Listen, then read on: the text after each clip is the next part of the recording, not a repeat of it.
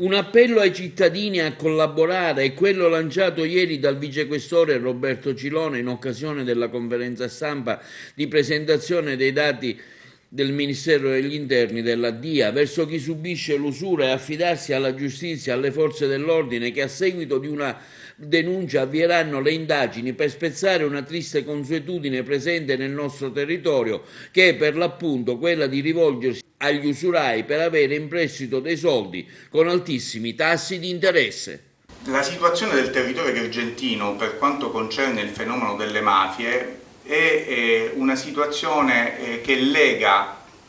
in maniera viscerale il potere delle consorterie mafiose a quello che è il territorio e soprattutto la comunità che abita questo territorio.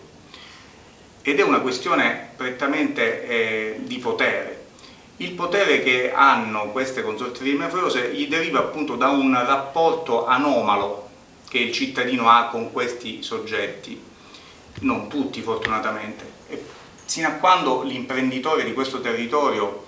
percepirà non come estorsione il mancato pagamento di una fornitura oppure il pagamento di quote di denaro o ancora l'assunzione e l'obbligo di assunzione di un soggetto, fino a quando non verrà, dicevo, percepito come estorsione ma come un costo di impresa, e allora questo imprenditore è un imprenditore a rischio, perché sicuramente ha le idee poco chiare circa la comunità di cui fa parte, sicuramente non è la comunità statale.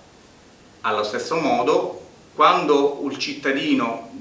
preferisce risolvere il problema non utilizzando lo strumento del diritto, ma rivolgendosi per il tramite di, passatemi il termine, amicizie,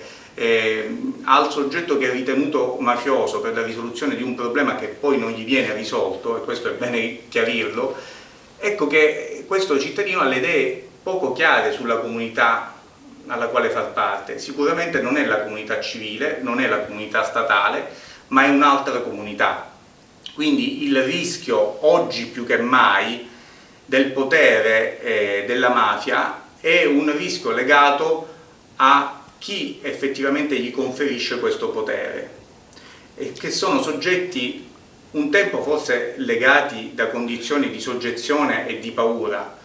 oggi invece sono più consapevoli nel venire incontro e nel soddisfare il potere mafioso.